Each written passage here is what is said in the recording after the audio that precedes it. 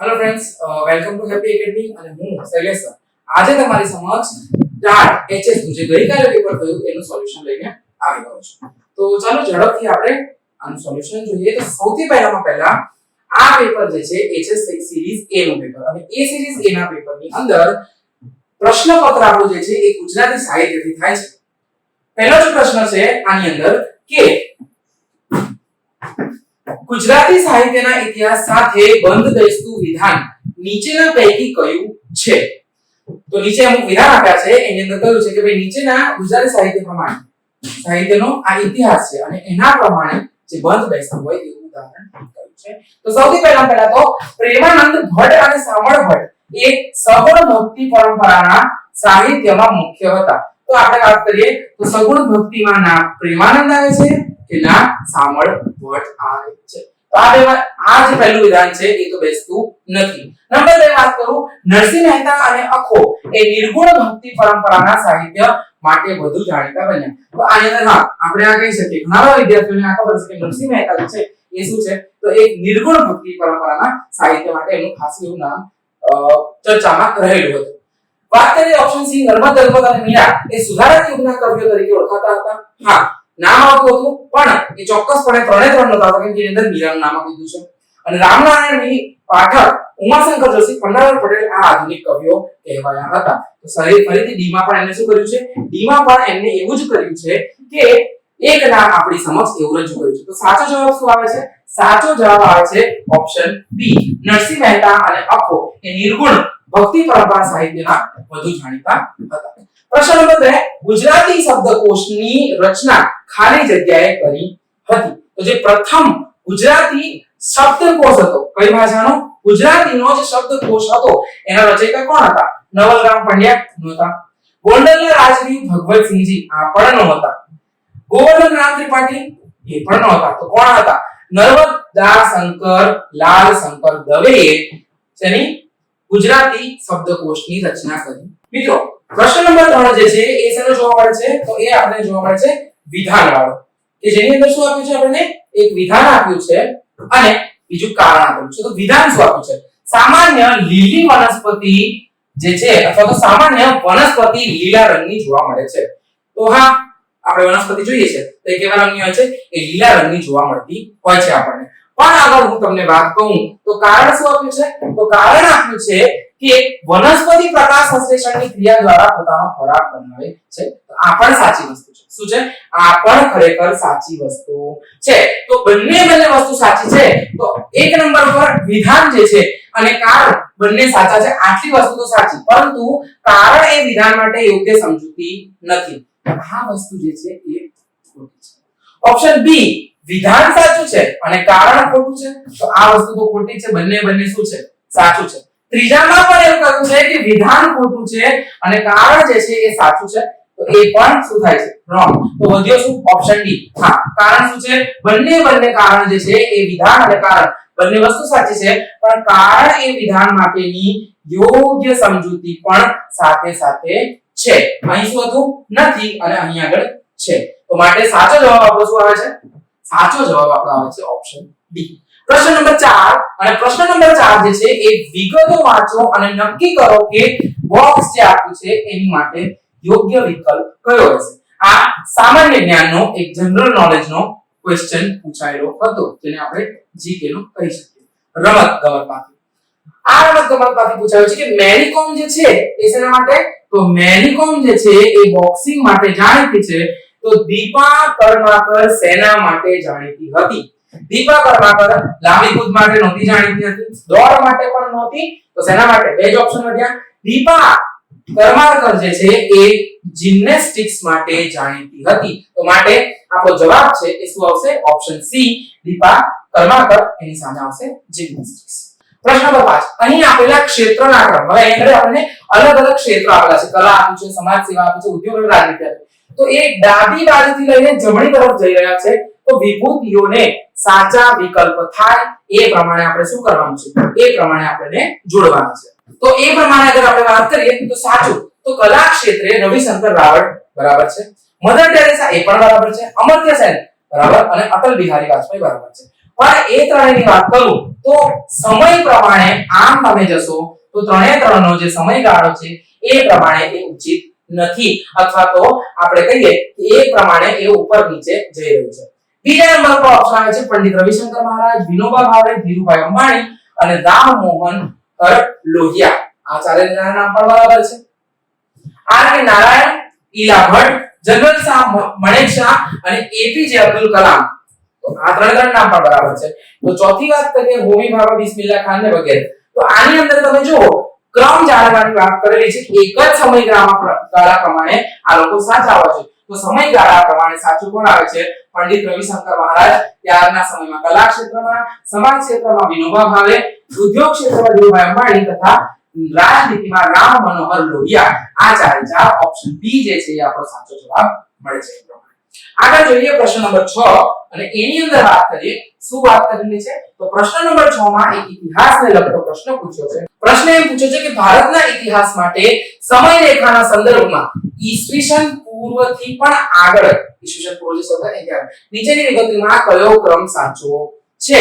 તો સામાન્ય જો થોડું જોઈએ તો આપણે એના પરથી જ આધાર આવી જાય. તો સામાન્ય વસ્તુમાં શું દેખાય છે?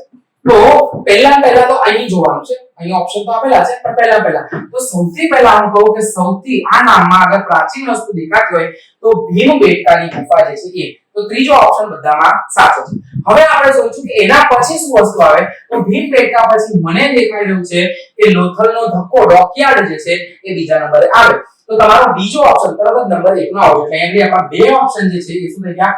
નીકળી ગયા. હવે વધ્યા આ વસ્તુ. તો ત્રીજા નંબર ઉપર શું આવે છે? તો ત્રીજા નંબર ઉપર તમને જોવા મળે છે ગુપ્ત સામ્રાજ્યનો ઉદય અને ત્યારબાદ જનપદનો ઉદય. તો ઓપ્શન સી જે છે એ આપણો સાચો રહેશે કે સૌથી પહેલા ભીમબેટકાની ગુફા, પછી લોથલ, ત્યારબાદ નંબર 3 ઉપર જોવા મળે છે એ ગુપ્ત સામ્રાજ્ય અને પછી ગુપ્ત સામ્રાજ્ય બાદ શું જોવા મળે છે? જનપદનો ઉદય જે છે એ આપણને જોવા મળે છે. બરાબર? તો ઓપ્શન પ્રશ્ન નંબર 6 ભારતીય ઇતિહાસ માટે સમયરેખાના સંદર્ભમાં ઈસવીસન પ્રમાણે આગળ વધતા આપણને કઈ જે વિગત છે એ સાચી જોવા મળે છે. તો સૌથી પહેલા અમુક નામ આપણે આપી દીધા છે. બરાબર છે? તો આ નામમાં આપણે પહેલું જ જોઈશું તો મને તો ભીમબેટકા એ ઈસવીસન પૂર્વે સૌથી પહેલા જોવા મળે છે. તો ચાર ઓપ્શનમાં ભીમબેટકા છે. બીજી વસ્તુની વાત કરીએ તો ભીમબેટકા બાદ બીજા નંબરે મને જોવા મળે લોકલ ડોકયાર્ડ, લોથલનો ધક્કો. તો જો એ જોતા તમારા આ બે ઓપ્શન છે એ શું થાય છે? નીકળી જાય છે. એટલે માટે આપણી પાસે બે ઓપ્શન રહી ગયા છે. હવે વાત કરીએ તો હવે વાત શેની આવે છે? તો પછી આવે છે કે જેની અંદર શું જોવા મળે છે? ગૌતમ બુદ્ધ અને એમ કહીએ કે એ વાળામાં જનપદનો ઉદય. માટે ત્રીજા નંબરે આવશે આ વસ્તુ આઈવી વાળું અને ચોથા નંબરે આવશે ગુપ્ત સામ્રાજ્ય. માટે ઓપ્શન એ શું હશે? આપણા છઠ્ઠા પ્રશ્નનો સાચો જવાબ રહેશે. આગળ વધીએ અને જોઈએ આપણે પ્રશ્ન નંબર 7. તો પ્રશ્ન નંબર 7 માં શું આપ્યું છે? તો પ્રશ્ન નંબર જે 7 છે એની અંદર એક વસ્તુ આપેલી એવી છે કે સપ્ટેમ્બર 2025 સુધીની માહિતી મુજબ યુનેસ્કો દ્વારા ઘોષિત ન થયેલ વિશ્વ વિરાસત સ્થળ કયું છે? ક્યાં સુધી? તો સપ્ટેમ્બર 2025 સુધી વિશ્વ વિરાસતમાં ઘોષિત ન કર્યું હોય એવું એક શહેર અથવા તો એવું એક સ્થળ કે જે નહોતું થયું હતું. તો એમ કહી શકીએ આપણે કે આ તો બધાને ખબર છે કે થયેલી જ વસ્તુ છે અને આ પણ વસ્તુ થયેલી છે. પણ એમ કહી શકીએ કે એ સમય સુધી એટલે કે 2025 સુધી જે નહોતું થયું એ કયું હતું? તો આ પણ થઈ ગયેલું હતું. માટે ગુજરાત શહેરનું જે વડનગર છે, ઓપ્શન સી તમારો સાચો જવાબ છે. ગુજરાતનું જે વડનગર જે છે એ શું છે? ત્યારના સમયમાં વિરાસત તરીકે જાહેર થયેલું સ્થળ. નંબર 8 અહીં આપેલા વિકલ્પોમાંથી ભારતની નદીઓ. હવે નદીઓના ઉદ્ગમ સ્થાન ને નદીઓના નામ સાથે આપણે શું કરવાના છે? અહીં આગળ જોડવાના છે. તો કેવી રીતે આપણે જોડીશું મિત્રો? તો આપણે જોઈએ સૌથી પહેલા તો પહેલા આપી છે બ્રહ્મપુત્ર નદી. બ્રહ્મપુત્ર નદી જે છે એ ક્યાંથી નીકળે છે? તો બ્રહ્મપુત્ર નદી એટલે ક્યાં આગળ? ઉપરની નદી છે. તો બ્રહ્મપુત્ર નદી જે છે એ હિમાલયની પર્વતમાળા નંબર 3 માંથી નીકળે છે. તો એ સાથે 3 નંબર. તો 3 ઓપ્શન આપ્યા છે. અહીંયા આપણી પાસે એક ઓપ્શન નીકળે છે, ઓપ્શન ડી. બીજી ચકાસણી આપણે કરીશું કે નંબર 2 તો ગોદાવરી જે છે એ ક્યાંથી નીકળે છે? તો ગોદાવરી ભાઈ પશ્ચિમ ઘાટમાંથી નીકળે. તો એ આઈવી મતલબ બીજા કયા ઓપ્શનમાં આઈવી છે? તો આઈવી એટલે કે આ પણ નીકળી ગયો. રહ્યા બે જ ઓપ્શન. હવે જોઈશું આપણે નર્મદા નદી. તો નર્મદા નદી જે છે એ ક્યાંથી નીકળે? નર્મદા નદી જે છે એ વિંધ્યના અહીં વાળા ભાગમાંથી નીકળે. તો અહીંયાથી આપણને ક્લિયર કટ દેખાય છે કે આ ત્રણ વસ્તુ આપણી મેચ થઈ ગઈ, માટે ઓપ્શન એ એ 8મા પ્રશ્નનો સાચો જવાબ રહેશે. અને આગળ વધીએ ફટાફટ અને પ્રશ્ન આપણે જોઈએ. પ્રશ્ન નંબર 9 ની અગર આપણે વાત કરું તો પ્રશ્ન નંબર જે 9 છે એ આપણે શેના આધારે પૂછ્યો છે? એ આપણે પૂછ્યો છે નવી શૈક્ષણિક નીતિ પ્રમાણે. રાષ્ટ્રીય નીતિ 2022 મુજબ શાળા શિક્ષણ પ્રમાણે અભ્યાસક્રમ અને શિક્ષણ શાસ્ત્રનું પુનર્ગઠન માળખું કયું છે? જે માળખું હતું એ બદલવામાં આવ્યું અને માળખાનું પુનર્નિર્માણ કરવામાં આવ્યું કે જેની અંદર આપણે એમ કહી શકીએ કે શું જોવા મળે છે આપણને? તો આપણે એક નવી પ્રણાલી, નવી પદ્ધતિ જે છે એ જોવા મળે છે. તો એ નવી પદ્ધતિ શું છે સાહેબ? તો આપણે જોઈએ તો સૌથી પહેલામાં પહેલું તો એ છે કે 3+2+3+4+8. તો આ વસ્તુ કેન્સલ છે. 3 ધોરણ તો 3 બારવાટિકા સુધી, પછી પહેલું બીજું થયું, ત્રીજું ચોથું પાંચમું છઠ્ઠું સાતમું આઠમું 9 10 11 12 આ પ્રમાણે અગર તમે ગણો તો આ જૂની પ્રણાલી હતી. શું પ્રણાલી હતી? જૂની પ્રણાલી હતી. નવી પ્રણાલીમાં શું થયું છે? 1 થી 5 6 થી 8 9 10 11 અને 12 લઈને આગળ વાળો જે ભાગ છે એ આપણને જોવા મળે છે. અહીં આગળ હું અગર વાત કરું તો નવી શિક્ષણ નીતિ પ્રમાણે આપણને શું આપ્યું છે? તો નવી શિક્ષણ નીતિ પ્રમાણે પ્રશ્ન છે કે રાષ્ટ્રીય શિક્ષણ નીતિ 2020 મુજબ શાળા શિક્ષણ માટે અભ્યાસક્રમ અને શિક્ષણ શાસ્ત્રનું પુનર્ગઠન માળખું કયું છે? પુનર્ગઠન માળખું તો પહેલા જે છે એ સામાન્ય રીતે છોકરાઓને 3 વર્ષના હોય તો તરત જ એ લોકો ત્યાં આગળ મૂકી દેતા, ત્યાં આગળ સ્કૂલમાં મૂકી દેતા હતા. બળજબરી 3 વર્ષ છે, 3.5 વર્ષ છે, તો માટે હવે 3 વર્ષ વાળો કોન્સેપ્ટ આગળ કર્યો છે કે જેની અંદર 3 વર્ષ પ્રમાણે હું કહું આપણને 3 વસ્તુ ગાઈડ કરી નાખવાની. તો 3 વર્ષ કયું? બાલવાટિકા અને જે સિનિયર અને જુનિયર આપણે કહેતા હોય છે બાળ મંદિર, એ વાળી વસ્તુ. એટલે એ થઈ, પછી પહેલું બીજું ધોરણ, પછી 3 થી 5 5 થી 8 અને 9 થી 12. આ પ્રમાણે ઓપ્શન એ આપણો શું છે? સાચો જવાબ આવે છે. નંબર 10 શિક્ષકમાં ક્ષમતા નિર્માણ માટે એનઈપી 2020 માં સીડીપી ની ભલામણ કરવામાં આવી હતી. તો અહીં આગળ સીડીપી નું ફૂલ ફોર્મ આપણને પૂછવામાં આવ્યું છે. પ્રશ્ન નંબર 10 છે એની અંદર આપણને સીડીપી ની અંદર પૂછ્યું છે કે ભાઈ શું મતલબ થાય? તો કોમ્પ્રિહેન્સિવ પ્રોફેશનલ ડેવલપમેન્ટ. તો આ વસ્તુ નથી થતી. કન્ટિન્યુઅસ પ્રોફેશનલ ડેવલપમેન્ટ, હા જરૂર. પ્રોગ્રેસિવ ડેવલપમેન્ટ નથી. તો અહીં આગળ ઓપ્શન શું આવે છે આપણો? ઓપ્શન જે બી છે એ આપણો સાચો જવાબ છે કે અહીં આગળ આપણને કન્ટિન્યુઅસ પ્રોફેશનલ ડેવલપમેન્ટ ની વાત કરવામાં આવી છે. પ્રશ્ન નંબર 11 માં નીચે આપેલા બંને વિધાનો માટે કયો વિકલ્પ સાચો છે? અહીં આગળ વિકલ્પ આપ્યા છે આપણને. સૌથી પહેલામાં આપેલા તો કે 200 ડીટીએચ ટીવી ચેનલ એ પીએમ ઈ વિદ્યા ડિજિટલ પહેલની એક ભાગ છે અને જે વિદ્યાર્થીઓને પોતાના અનુકૂળ સમયે પૂરક શિક્ષણમાં મદદ કરે છે. શું કરે છે? કે એક ચેનલ છે કે જે શું કરશે? બાળકોને ત્યાં આગળ બેસીને ભણવા માટે અથવા તો જે પ્રોગ્રામમાં જે સમય લોકોને ભણવું છે એ વાળી વસ્તુ થઈ શકશે. બરાબર છે. દીક્ષા એક એવું ડિજિટલ પ્લેટફોર્મ છે કે જે માત્ર શિક્ષકો માટે છે અને અહીં શિક્ષક તાલીમ માટે ઓનલાઈન મોડ્યુલ અને કોર્सेस બનાવી શકે છે. ચલો અહીંયા આગળ આપણને એ વસ્તુ ખબર પડી કે બંને વસ્તુ શિક્ષણ આધારિત બે વસ્તુ પૂછી છે. તો સિમ્પલ વસ્તુ છે કે આ બંને વસ્તુ ખરેખર સાચી છે, માટે ઓપ્શન બી જે છે એ આપણો સાચો જવાબ રહેશે. કયો ઓપ્શન આવશે? તો ઓપ્શન બી જે છે એ સાચો જવાબ છે. એ બંને વિધાન સાચા છે. એનઈપી 2020 મુજબ વિદ્યાર્થીઓનું 360 ડિગ્રી 360 મૂલ્યાંકન એ સંદર્ભમાં શ્રેષ્ઠ વિકલ્પ કયો છે? ઓપ્શન એ સર્વગ્રાહી પ્રગતિ પત્રનું સંરચના કરવી. ઓપ્શન બી કલા રમત ગમત અને વ્યવસાય શિક્ષણ સંબંધિત મૂલ્યાંકનનો સમાવેશ કરવો. ઓપ્શન સી વિષય પસંદગીમાં વિદ્યાર્થીઓને રસ રુચિ મુજબ છૂટ આપવી અને ડી બોર્ડની પરીક્ષા વર્ષમાં 2 વખત ગોઠવવી. તો ઓપ્શન એ જે છે એ આપણો સાચો છે કે ભાઈ સર્વગ્રાહી, જેની અંદર બધી જ વસ્તુ આવી જાય, રમત ગમત, કલા, વ્યવસાય, બધી જ વસ્તુઓ અને સાથે સાથે પસંદગીના વિષયો, જે આ બંનેનો સમાવેશ લઈ લે છે આની અંદર. આમ જોવા જઈએ તો આ વસ્તુ પણ આવી જાય જે નવી વખત એમ કહીએ કે સીબીએસઈ માં સાંભળવા મળી રહ્યું છે કે વર્ષમાં 2 વખત બોર્ડ થશે, તો કદાચ આ વસ્તુ પણ સર્વગ્રાહી જે પ્રગતિશાળી પત્રક બને તેની અંદર બધી વસ્તુ. નેક્સ્ટ ક્વેશ્ચન છે પ્રશ્ન ક્રમાંક નંબર 13. તાજેતરમાં દિલ્હીમાં ભારત મંડપમમાં 16 ફેબ્રુઆરી 2026 માં નીચે પૈકી કયા કાર્યક્રમનું આયોજન થયું હતું? કયો કાર્યક્રમ નિમાયો હતો? તો option A all India energy summit, option B India AI Impact Summit, All India Olympic Planning Summit કે All India Finance Planning Summit. તો શું યોજાયું હતું આ તારીખના રોજ? તો 16 ફેબ્રુઆરી 2026 ના રોજની અગર આપણે વાત કરીએ તો ત્યારે ઓલ ઇન્ડિયા એની અંદર જે AI કારણ કે અત્યારનો આ તડકતો ભડકતો એક પ્રશ્ન AI જે છે એની ઇમ્પેક્ટની સમીક્ષા.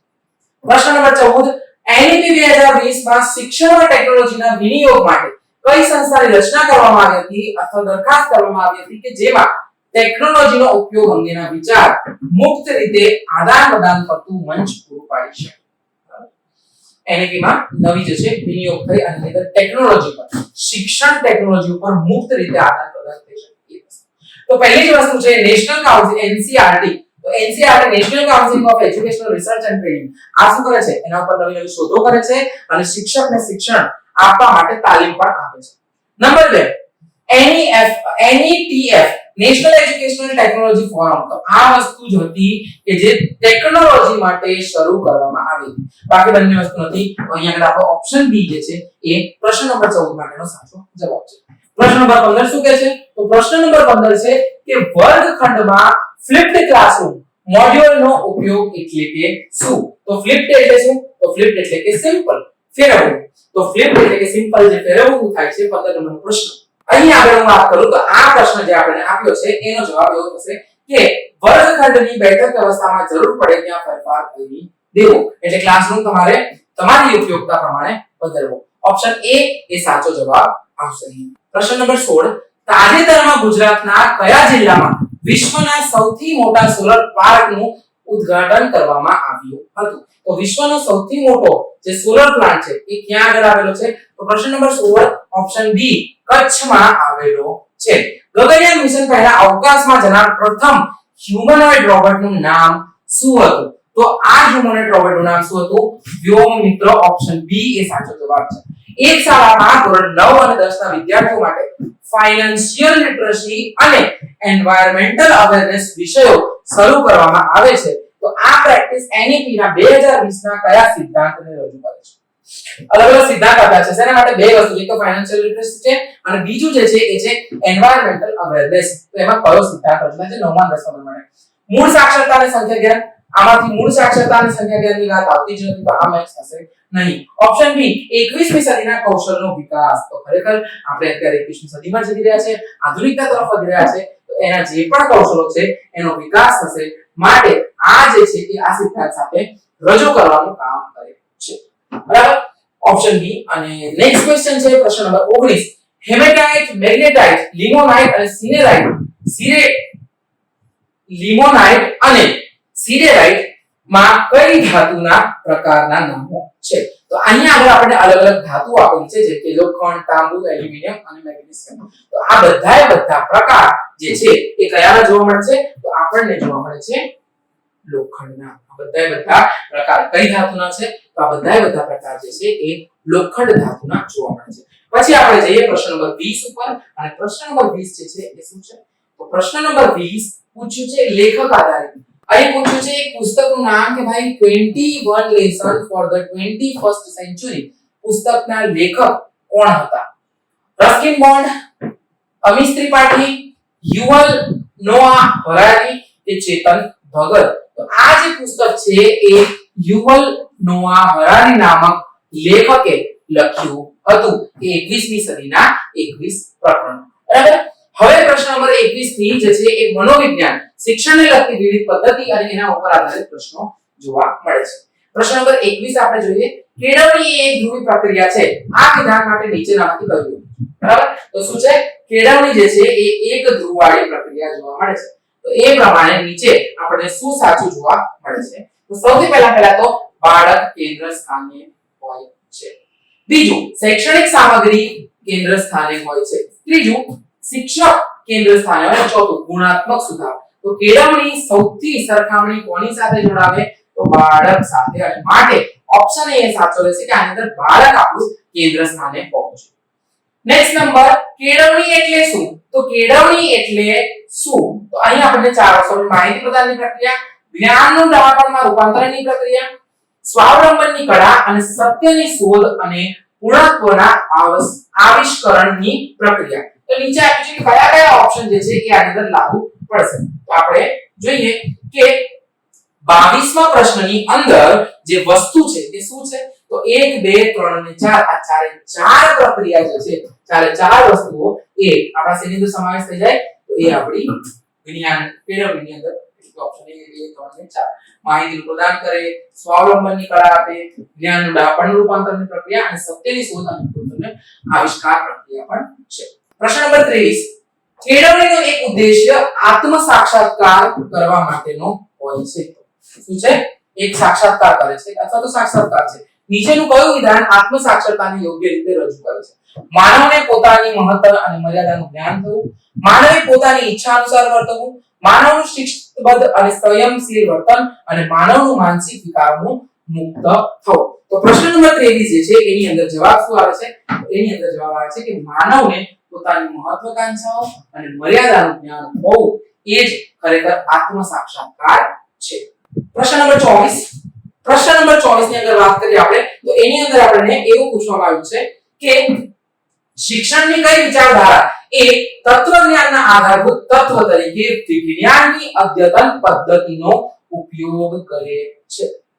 પ્રકૃતિવાદ, વાસ્તવવાદ, વ્યવહારવાદ કે આદર્શવાદ? તો અહીં આગળ જે પ્રશ્ન નંબર આપણો 24 છે એની અંદર જે વ્યવહારવાદ છે એ સાચો જવાબ છે. કેવી રીતે? તો વિચારધારા છે એને તત્વજ્ઞાનના આધારભૂત તત્વ તરીકે અને વિજ્ઞાનની અદ્યતન પદ્ધતિ. તો આ શેની અંદર જોવા મળે? આપણા વ્યવહારની અંદર વ્યવહારવાદ. નેક્સ્ટ શિક્ષણ વ્યક્તિના રસ રુચિ ક્ષમતા અને જરૂરિયાતો અનુસાર વિકાસ માટે છે. આ વિધાન શિક્ષણના કયા હેતુ સાથે બંધ બેસે છે? કયો હેતુ? તો શિક્ષણના અલગ અલગ હેતુ આપેલા છે અને એમાંથી આ આપણા વ્યક્તિગત કેમ તો અહીં આગળ વસ્તુ છે કે શિક્ષણ વ્યક્તિના રસ રુચિ ક્ષમતા અને જરૂરિયાત અનુસાર. તો વ્યક્તિગત રીતે આ બધી જ વસ્તુ જે છે એ જરૂરિયાતો અલગ અલગ હોય માટે ઓપ્શન બી એ આપણો સાચો જવાબ છે. 26મો પ્રશ્ન છે કે શિક્ષણના આ સ્વરૂપમાં શિક્ષણ પ્રત્યક્ષ પણ અલ્પજીવી હોય છે. કયું સ્વરૂપ છે કે જેની અંદર શિક્ષણ પ્રત્યક્ષ પણ અલ્પજીવી હોય છે? પ્રશ્ન નંબર 26 અને એની અંદર દૂરવર્તી ના, નિરંતર ના, અનૌપચારિક ના. તો શું આવશે? ઔપચારિક શિક્ષણ જે છે એની અંદર શિક્ષણ પ્રત્યક્ષ પણ અલ્પજીવી હોય છે. પ્રશ્ન નંબર 27 છે એની અંદર વાત આપણે કરીએ આ પ્રકારના શિક્ષણમાં સાતત્ય જળવાઈ રહે તે માટે શિક્ષક કરતા શૈક્ષણિક સામગ્રી વધુ મહત્વની છે. કોના કરતા? શિક્ષક કરતા શૈક્ષણિક સામગ્રી જે છે એ વધારે મહત્વની માનવામાં આવે છે. પ્રશ્ન નંબર 27 માં પ્રત્યક્ષમાં ના, અનૌપચારિકમાં ના, વૈદિકમાં ના, દૂરવર્તીમાં. કેમ? તો જો ઓલરેડી શિક્ષણ જે છે એ દૂરથી લેવાયેલું છે તો એના માટે શિક્ષક કરતા વધુ મહત્વની વસ્તુ શું રહેશે? શૈક્ષણિક સામગ્રી. પ્રશ્ન નંબર 28 કયા વાદને વિચારવાદ તરીકે પણ ઓળખવામાં આવે છે? નીચે આપેલો કયો વાદ છે કે જેને આપણે વિચારવાદ તરીકે પણ ઓળખીએ છીએ? તો આદર્શવાદ એ વિચારવાદ તરીકે ઓળખવામાં આવે છે. પ્રશ્ન નંબર 29 શિક્ષણમાં એવા વિષયોનો સમાવેશ કરવો જોઈએ કે જે બાળકોને જીવનમાં ઉપયોગી થાય. આ વિચાર કયા વાદની સુસંગતતા કરે છે? એવું શિક્ષણ હોવું જોઈએ કે જીવનમાં વ્યવસ્થિત રીતે ઉપયોગમાં લાગે. સિમ્પલ શું હોવું જોઈએ? વ્યવહારવાદમાં કહેવાય છે કે જો વ્યવહાર વ્યવસ્થિત રીતે બાળક શીખે તો એના જીવનમાં આગળ પણ ઉપયોગી થાય. બરાબર? પ્રશ્ન નંબર 30 માં આપણે વિધાનો આપેલા છે. પ્રકૃતિવાદી દર્શન અનુસાર કિશોરાવસ્થા માટેનો અભ્યાસ કેવો હોવો છે? જ્યારે બાળક છે એ ક્યાં પહોંચે છે? કિશોરાવસ્થામાં પહોંચે છે તો ત્યારે એ બાળકનો અભ્યાસ કેવો હોવો જોઈએ? પુસ્તકીય જ્ઞાન નહીં પણ મુક્તપણે શિક્ષણ આપે તેવો અભ્યાસક્રમ? ના, શિક્ષણ પુસ્તકીય જ્ઞાન પહેલા હોવું જોઈએ અને પછી જરૂર જણાય ત્યાં મુક્તપણે જ્ઞાન હોવું જોઈએ. ધર્મનું શિક્ષણ આપે તેવો અભ્યાસક્રમ હોવો જોઈએ પણ એકલું ધર્મનું શિક્ષણ આપે એ પણ જરૂરી નથી. આત્મરક્ષણ માટેનું શિક્ષણ આપે તેવો અભ્યાસક્રમ હોવો જોઈએ. હા, આપણે કહી શકીએ પણ પ્રકૃતિવાદી દર્શન જે છે એ પણ નથી કહેતું. કેમ? તો પ્રકૃતિ જે છે એ સામાજિકતાનો વિકાસ થાય તેવા અભ્યાસક્રમ ઉપર વજન અથવા તો જોર મૂકે છે. માટે ઓપ્શન ડી એ આપણો શું રહેશે? સાચો જવાબ રહેશે. પછી આવે છે પ્રશ્ન નંબર 31 કે જેની અંદર આપણે વાત કરીએ વિકાસ એ માનવોમાં જોવા મળતો ફેરફાર છે. તો આ ફેરફાર માટે શું સાચું છે? શું છે? વિકાસ માનવમાં જોવા મળતો એક ફેરફાર છે. આ વાત તો સાચી છે પણ કેવો ફેરફાર છે? તો પ્રમાણાત્મક ના, પ્રમાણાત્મક અને એકાંકી બિલકુલ નથી. ગુણાત્મક અને એકાંકી હા, એકાંકી પણ છે અને ગુણાત્મક છે. તો ઓપ્શન બી એ સાચો જવાબ રહેશે. પ્રશ્ન નંબર 32 અને પ્રશ્ન નંબર 32 માં છે વર્તનવાદી મનોવૈજ્ઞાનિકોના મતે અધ્યયન શું છે? તો વર્તનવાદ પ્રમાણે અધ્યયન એક એવી પ્રક્રિયા છે. અધ્યયન એ પરિવર્તન છે? ના. અધ્યયન એ પરિવર્તન લાવનાર પ્રક્રિયા છે? ના. અધ્યયન એ પરિવર્તન અથવા પરિવર્તન લાવનાર પ્રક્રિયા છે? તો ના. અધ્યયન એ પરિવર્તન અને પરિવર્તન લાવનાર બંને પ્રક્રિયા છે. તો જવાબ સાચો શું આવશે? પ્રશ્ન નંબર 32 માં સાચો જવાબ આવશે ઓપ્શન ડી. ત્યારબાદ આપણે જોઈએ પ્રશ્ન નંબર 33. અધ્યયન એ જ્ઞાન મેળવવાની, યાદ રાખવાની અને તેનો ઉપયોગ કરવાની સક્રિય માનસિક પ્રક્રિયા છે. અધ્યયન શું છે? પહેલા શીખવાનું, ઉપયોગમાં લેવાનું, યાદ રાખવાની એક પ્રક્રિયા છે. તો અધ્યયન વિશેનો દ્રષ્ટિકોણ કોનો છે? આ જે દ્રષ્ટિકોણ છે એ કોનો છે?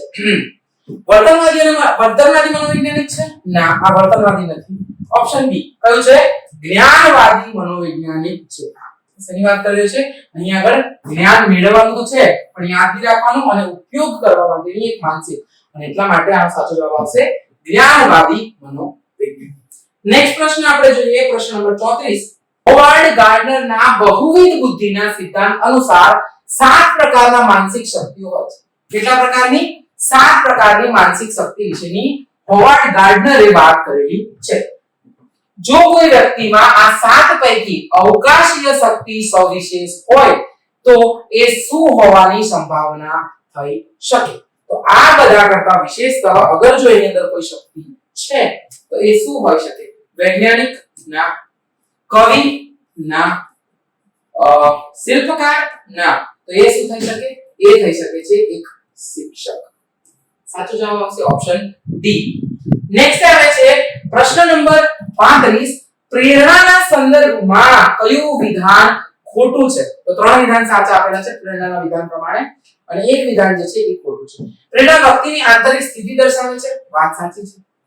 પ્રેરણા વ્યક્તિની જરૂરિયાતોમાંથી ઉદ્ભવી શકે છે. ત્યાં પણ વસ્તુ સાચી છે. પ્રેરણાનું ઇન્દ્રિય ગ્રાહ્ય અસ્તિત્વ હોય છે. ઇન્દ્રિય ગ્રાહ્ય અસ્તિત્વ હોય. આ વસ્તુ ખોટું છે સંદર્ભ પ્રમાણે. પ્રેરણા વ્યક્તિના પસંદીદા વર્તનને ટકાવી રાખે છે. આ પણ સાચું છે. તો સાચો જવાબ શું હશે? ઓપ્શન સી એ સાચો જવાબ છે કે પ્રેરણાનું ઇન્દ્રિય ગ્રાહ્ય અસ્તિત્વ હોય છે. એ આ પ્રમાણે સંદર્ભ ખોટું છે. આગળ વધીએ અને પ્રશ્ન નંબર 36 જોઈએ. પ્રશ્ન નંબર 36. વ્યક્તિગત ભિન્નતાના સંદર્ભમાં કયો શૈક્ષણિક ફલિતાર્થ યોગ્ય નથી? કયા સંદર્ભમાં? વ્યક્તિગત ભિન્નતાના આધારે. બરાબર. વર્ગના વિદ્યાર્થીઓના તેમની ક્ષમતા પ્રમાણે સ્તર બનાવીને શિક્ષણ આપવું જોઈએ. વર્ગના વિદ્યાર્થીઓની ક્ષમતાને અનુરૂપ વ્યક્તિગત શિક્ષણ આપવું જોઈએ. વર્ગના વિદ્યાર્થીઓના શિક્ષણ માટે વિવિધ પદ્ધતિઓનો ઉપયોગ કરવો જોઈએ કે વર્ગના વિદ્યાર્થીઓને પર્યાપ્ત મહાવરા મેળવવા માટે તે વધુ ગહન કાર્ય આપવું જોઈએ. આમાંથી શું વસ્તુ કરવી જોઈએ? તો સૌથી વધુમાં વધુ જો વ્યક્તિગત ભિન્નતાને સંદર્ભમાં કોઈ શૈક્ષણિક ફલિતાર્થ યોગ્ય નથી તો કોઈ દિવસ વધુ ગૃહ કાર્ય આપવું મહાવરા માટે આ યોગ્ય નથી. તો માટે આ એક ઓપ્શન જે છે એ શું આવશે? ઓપ્શન ડી આપણો સાચો જવાબ આવશે. પ્રશ્ન નંબર 36. પ્રશ્ન નંબર 37. પરીક્ષામાં ઓછામાં ઓછો ગુણ, મતલબ કે તો ગુણ ઓછા આવ્યા છે અને ઉપરથી શું કહે છે કે વિજ્ઞાનના સાહેબ જે છે એ બહુ કડકાઈથી પેપર ચેક કરે છે. આ કઈ પ્રકારની બચાવ પ્રવૃત્તિ છે? તો અહીં 4 બચાવ પ્રવૃત્તિ આપેલી છે. યૌક્તિકીકરણ, પ્રક્ષેપણ, તાદાત્મ્ય અને ક્ષતિપૂર્તિ. તો અહીં આગળ આ જે બાળક છે એ શું કરે છે? વિજ્ઞાનવાળા સ્વરૂપ પર ઢોળી દે છે.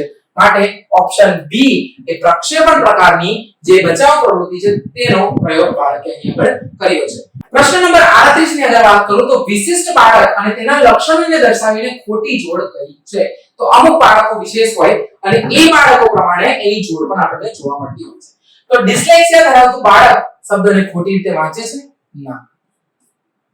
ડિસ્લેક્સિયા ધરાવતું બાળક ગાણિતિક પ્રક્રિયામાં ભૂલો કરે છે? ના. આ જોડ પણ કેવી છે? સાચી છે. મતલબ આ બંને જોડ જે છે એ સાચી છે. જવાબ આપણો આ નથી. ડિસ્ગ્રાફિયા ધરાવતું બાળક ગ્રાફ દોરવામાં મુશ્કેલી અનુભવે છે. તો વાત સાચી છે. ડિસ્ગ્રાફિયા ધરાવતું બાળક આ પ્રકારની કોઈ વસ્તુ જોવા મળે નહીં. એટલા માટે આ જે છે એ શું વસ્તુ છે? સાચી છે. જોડ ખોટી છે અને સાચો જવાબ શું છે? ઓપ્શન સી ડી ઉપર આપણે જવાની જરૂર પડે છે. પ્રશ્ન નંબર 39. સૂચના 1 થી 5 માંથી યોગ્ય લગતા અંક પ્રમાણે નીચે ખાનામાં નિશાન કરો. પ્રશ્ન છે કે ગણિત વિષય તમને કેવો લાગે છે? હવે ગણિત વિષય તમને ઉદાહરણ તરીકે ગમે તેવો લાગતો હોય, બરાબર છે? જો એક પ્રમાણે રસપ્રદ લાગે છે, બે પ્રમાણે રસપ્રદ ના કેટલું છે તે એકદમ કંટાળાજનક લાગે છે, બરાબર. આ વલણ માપદંડનું સ્વરૂપ કયા પ્રકારનું છે? તો આ વલણ જે છે કે આપણને કેવું લાગે છે એનું માપદંડ કયું છે? તો એનો માપદંડ આપનાર જે વ્યક્તિ હતા તો એ કોણ હતા? પ્રશ્ન આપણને અહીં એવો પૂછ્યો છે. તો આ પ્રમાણે વલણ લિકર્ટ ના, થર્સ્ટન ના, ગટમેન એ પણ ના, ઓસ્ગુડ જે છે એ આ વલણ જે છે એ પ્રકારનું આપણને જોવા મળે છે. નેક્સ્ટ નંબર, કયા સમયગાળામાં માનવ શરીર વૃદ્ધિ સૌથી મહત્તમ જોવા મળે છે? પ્રશ્ન નંબર 40 કે ભાઈ માનવ શરીર જે છે એમાં વૃદ્ધિ એ સૌથી વધારે આપણને ક્યારે જોવા મળે? તો શરૂઆતના તબક્કામાં જોવા મળે, ગર્ભાવસ્થામાં. જ્યારે બાળક ગર્ભમાં હોય ત્યારે સૌથી વધુમાં વધુ વૃદ્ધિ જે છે એ કરી લેતું હોય છે. વિકાસના સંદર્ભમાં ખોટું વિધાન કયું છે? તો વિકાસને લગતું જે વિધાન આપણે શું શોધવાનું છે? ખોટું શોધવાનું છે. બાળકનો વિકાસ મસ્તકથી પગની દિશામાં થાય છે. સાચી વાત છે કે બાળકનો પહેલા મગજ અને પછી વિકાસ પગ તરફ થાય છે.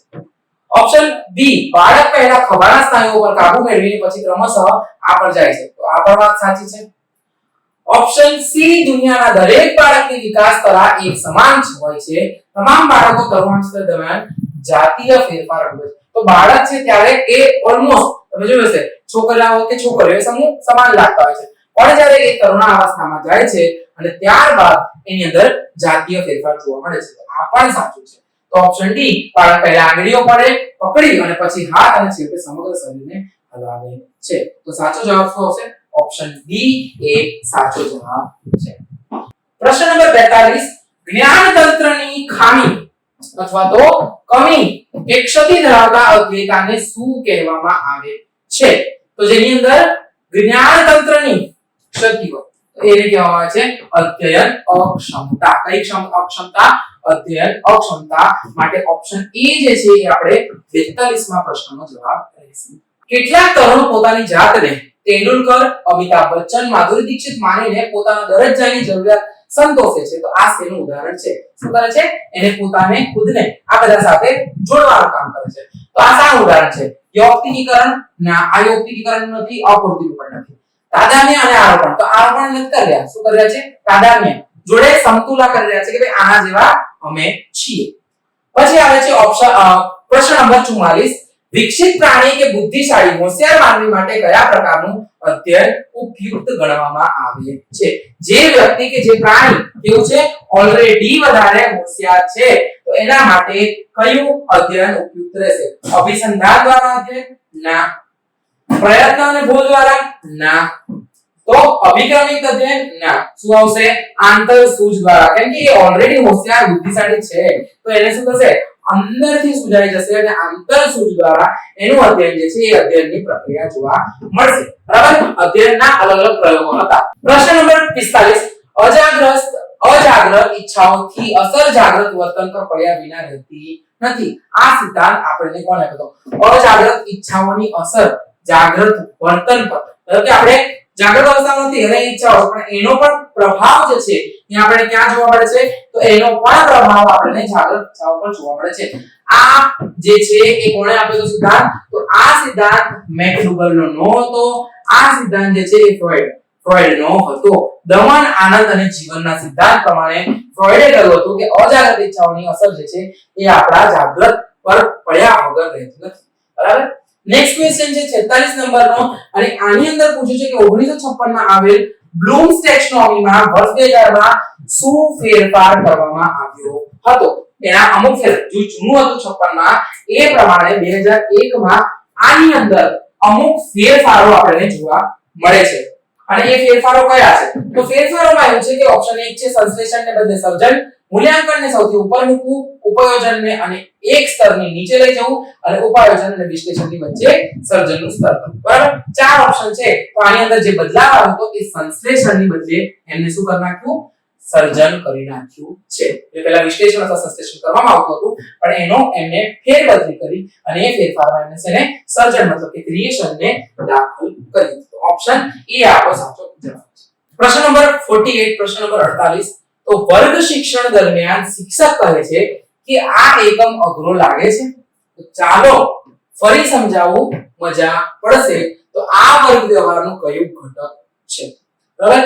કે શું થયું શિક્ષકે સામેથી પૂછ્યું કે આ એકમ જે તમને ભણાવવામાં આવ્યો છે તો એ એકમ તમને કેવો લાગ્યો જો એ એકમ તમને અઘરો લાગ્યો હોય તો આપણે શું કરીશું ફરીથી ભણીશું મજા આવશે તો આ વર્ગ વ્યવહારનું કયું ઘટક છે તો આ એક પ્રકારે જોવા જઈએ તો શું લાગણી સ્વીકારની છે પ્રોત્સાહન કે વખાણ છે વિદ્યાર્થીના વિચાર સ્વીકાર છે કે વિદ્યાર્થીની પહેલ છે ના તો અહીં આગળ શિક્ષક સામેથી કહે છે તો અહીં આગળ લાગણી સ્વીકાર છે કે ભાઈ જો તમે ફરીથી એ કરીએ તો આપણે ના સમજાવે તો ફરી સમજાવીએ માટે અહીં આગળ લાગણી સ્વીકારનું એક ઘટક જે છે એ રહેલું છે નંબર 49 અહીં આગળ શું પૂછ્યું છે તો અહીં આપણે એવું પૂછ્યું છે કે અધ્યયન તરીકે આકલન ને સમજાવતું વિધાન કયું છે અધ્યયન તરીકે આકલન એટલે કે assessment as learning assessment for learning એ કયું વિધાન ખરેખર છે તો વાત આપણે કરીએ પૂર્વ નિર્ધારિત હેતુઓના આધારે વિદ્યાર્થીએ કરેલું અધ્યયન અથવા કરી શક્યો તો તે માહિતી શિક્ષક મેળવે છે બીજું શૈક્ષણિક કાર્યક્રમની અસરકારકતા કેવી રહી તે માહિતી મેળવવા માટે કરવામાં આવે છે ના આગામી અધ્યાપન વધુ સારું કઈ રીતે બને શકે જ્યારે વિદ્યાર્થીઓનું અધ્યયન સુધરે તે જાણવા માટે કરે છે કે આકલન દરમિયાન પણ અધ્યયન થાય છે જ્યારે વિદ્યાર્થી સ્વ આકલન કરે છે અથવા શિક્ષકે આપેલ પ્રતિપોષણ પર ચિંતન કરે છે તો અહીં આગળ આકલન માટે કયું વિધાન સમજાવવામાં આવે છે તો આકલન શું છે એક પ્રકારે આકલન દરમિયાન પણ અધ્યયન થાય છે જે વિદ્યાર્થીઓ માટે સ્વ આકલન કરે અથવા શિક્ષકે આપેલ પ્રતિપોષણ કરે એના પર ચિંતન કરે તો ઓપ્શન ડી એ 49 માનો સાચો જવાબ થશે પ્રશ્ન નંબર 50 પ્રશ્ન નંબર 50 માં છે કે વિદ્યાર્થીઓનું વ્યક્તિત્વ વર્તન કે બિન વિદ્યાકીય નિષ્પત્તિનું મૂલ્યાંકન કરવા કયું સાધન ઉપયોગમાં લેવું હિતાવહ છે કયું સાધન ઉપયોગમાં લેવાશે પ્રશ્નાવલી ક્રમ માપદંડ સિદ્ધિ કસોટી કે નિદાન કસોટી તો શું કરવાનું છે બિન વિદ્યાકીય નિષ્પત્તિનું મૂલ્યાંકન કરવાનું છે તો આપણે અહીં આગળ જોઈએ પ્રશ્નાવલીથી કોઈ પ્રશ્ન હલ થવાનો નથી ક્રમ માપદંડ સિદ્ધિ કસોટી નિદાન કસોટી તો આની અંદર જે ક્રમ માપદંડ કરવામાં આવશે ઓપ્શન બી તો એ સાચો જવાબ રહેશે આજે આપણે 50 પ્રશ્નો જોયા છે અને બીજા 50 પ્રશ્નોની નેક્સ્ટ વિડિયોમાં ચર્ચા કરીશું